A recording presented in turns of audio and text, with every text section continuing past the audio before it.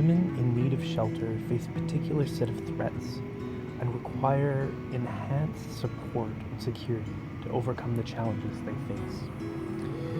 Homecoming is a concept that puts social, psychological, cultural, and legal supports into the paths of these residents so that they can have the skills and expertise to overcome these threats, reunite their families, and begin to heal.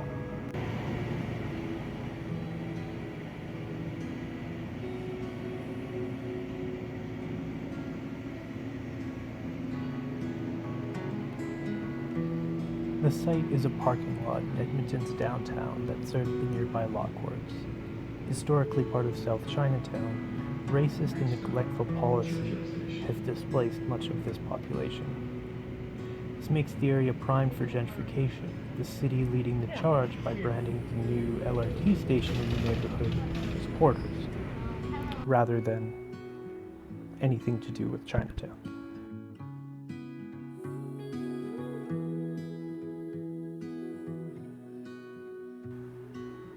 The climate in Edmonton can be very hot in the summer months, recently reaching up well above 30 for days at a time. Winters can also be very cold, well below negative 30 with wind chill. These temperatures can be quite dangerous. The sun reaches its maximum height in June at about 53 degrees above the horizon, with its lowest height in December being around 11 degrees above the horizon.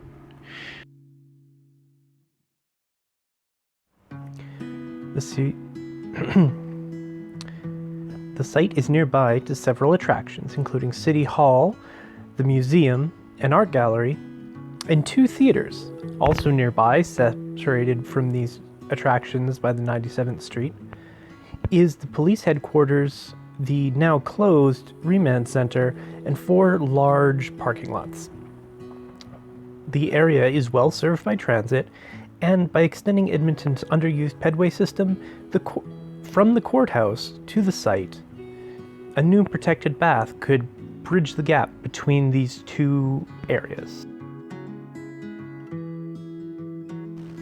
For Homecoming in South Chinatown, I want to explore the Living Building Challenge and how, from the design, we can start to address the place, the water, the energy, the health, the material, the equity, and the beauty of a space. For place, the main movement is to reclaim the parking lot and begin to create a more natural park.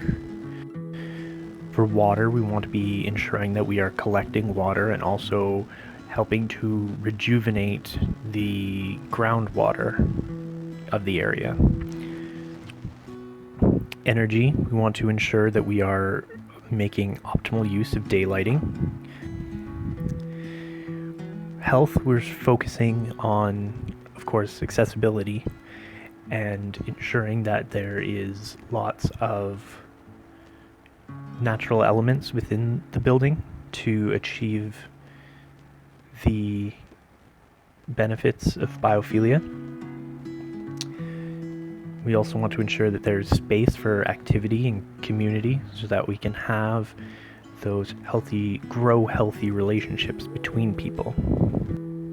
For materials, using heavy timber as the main structural components and using otherwise locally sourced materials is really just sort of the basics necessary to start addressing this part of the challenge. For equity, we need to ensure that we are promoting community reclamation over gentrification. We want to try and benefit the surrounding neighborhood and create space for growth for the community. And finally, beauty, which I hope it's beautiful, but I can't, I'm a biased judge. Approaching the site from the north, coming across 97th Street, we slowly come across past the nearby buildings so that we can meet the site itself.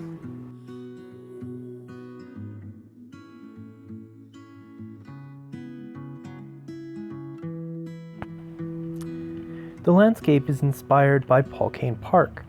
It uses hills and trees as a screen so that you can't see into the center of the park, and a natural water pool that can also be used for collection would be available to help collect rainwater.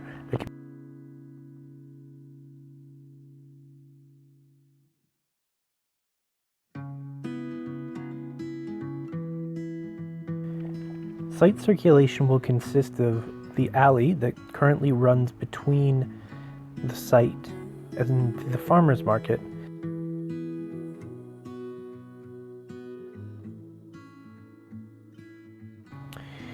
through paths through the garden area will lead between the building itself and different site entries, allowing for a sense of exploration as you move through the site.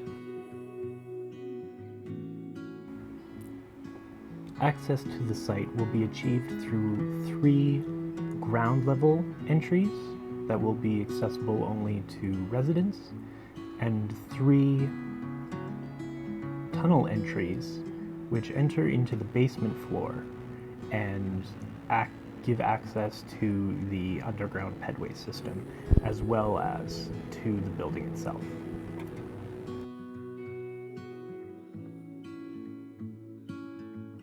The area marked in red would not be changed and stay as the utility space for the farmers market and the other businesses on the block.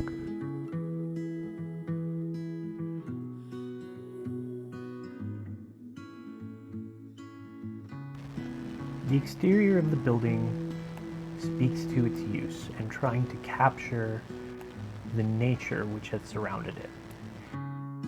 The south face is a large sun space to be used to capture and help heat the interior of the building. The roofs, north elevation, east and west elevations, will all be covered with a layer of moss to extend the metaphor of this building being like a tree and collecting moss on the north side.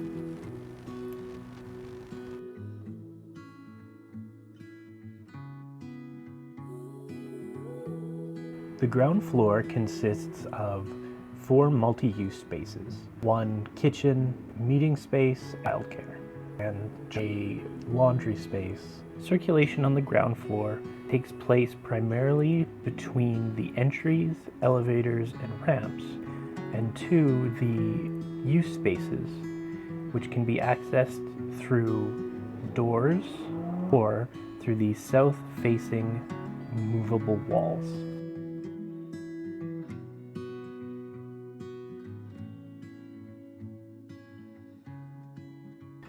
The lower floor entry is one of the main experiences planned for the space.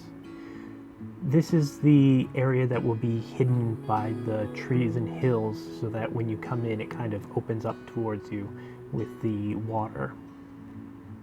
You can see here that much of the space is left open so that we can use spaces in the area to accommodate the different markets. Passage through the extension of the pedway across the north of the site, accessing the vendors and markets before being released into the park.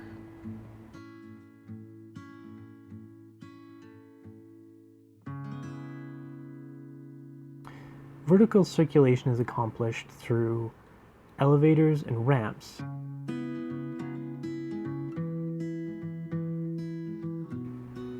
Residential floors must be accessed through the vertical circulation. Each suite has 2 entrances which lead out into a hall with a ramp and an elevator. The goal of this is to help ensure security and to make sure that not only do you have fewer people in the hallway outside your home, but also to ensure that there is a second exit that you can use in case you need to leave your home in a hurry.